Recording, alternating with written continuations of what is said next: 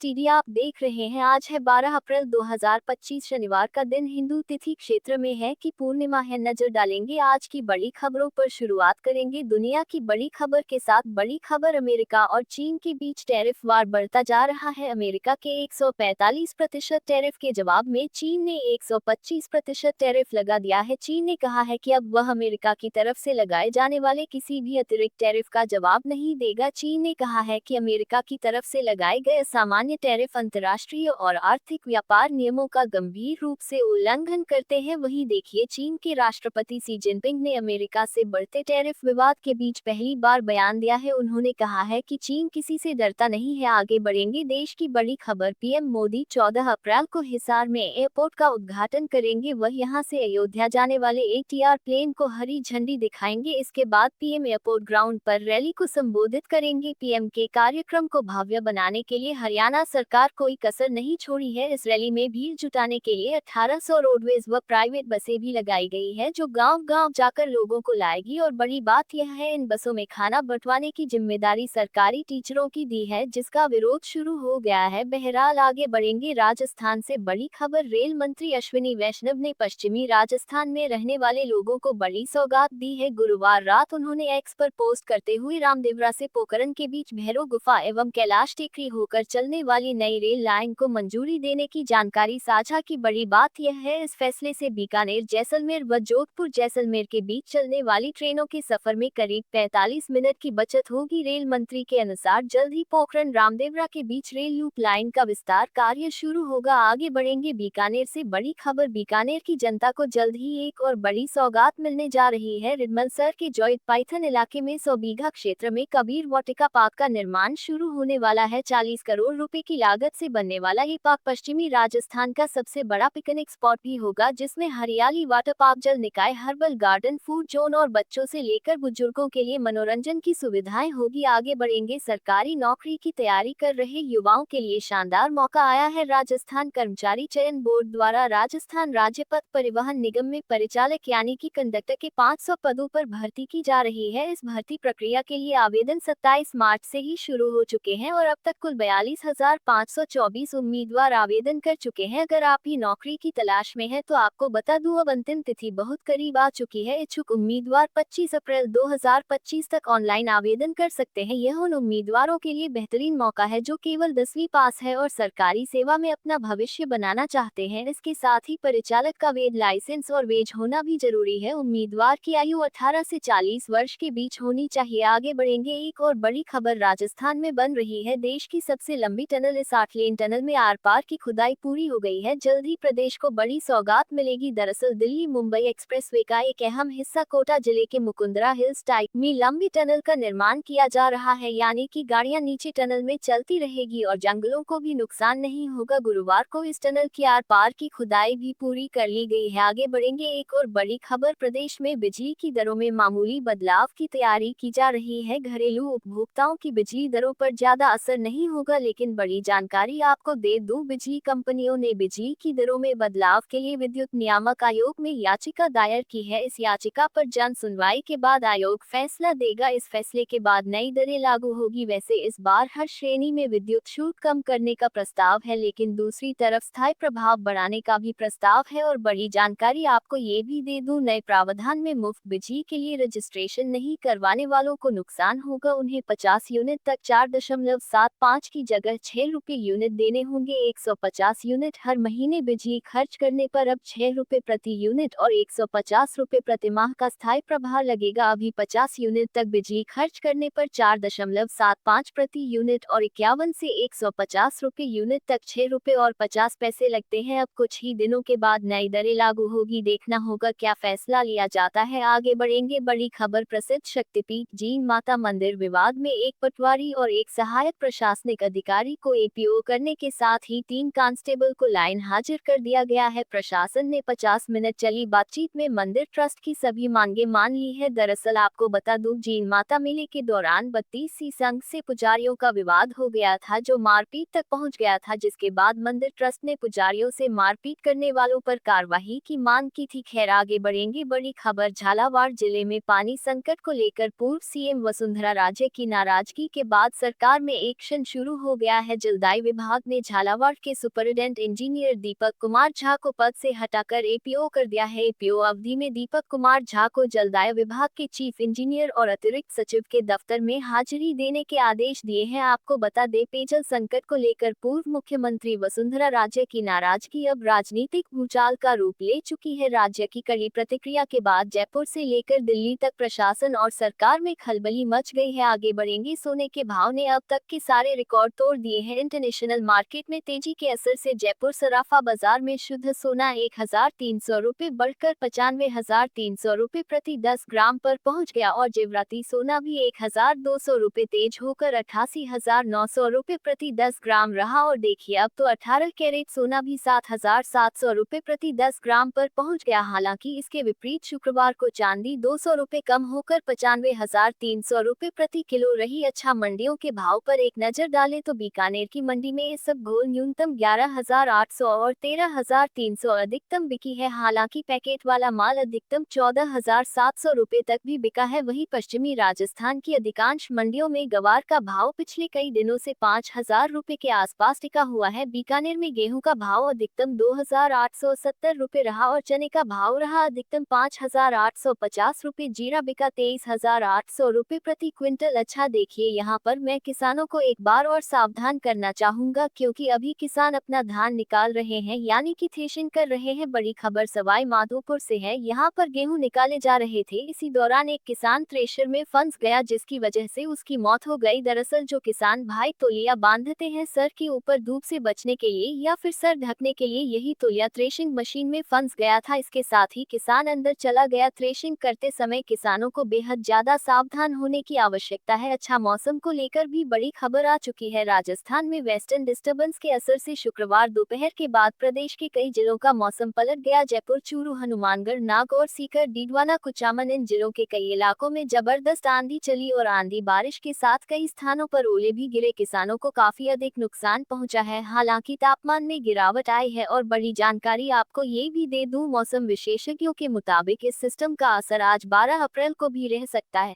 14 अप्रैल से फिर से प्रदेश में गर्मी तेज होगी और हीट वेव का दौर शुरू होगा। वैसे आज इस सिस्टम के असर से झुंझुनू, सीकर, अलवर, भरतपुर, करौली, धौलपुर, इसके साथ ही दौसा, जयपुर, अजमेर और टोंक में आंधी के साथ बारिश होने की संभावना है। यही थी आज की बड़ी और महत्वपूर्ण खबरें। वीडियो को लाइक करना बिल्कुल ना भूलिए और चैनल पर नए हैं तो सब्सक्राइब जरूर कीजिए, ताकि आप अपडेट रहे बड़ी और काम की खबरों से। धन्यवाद जी।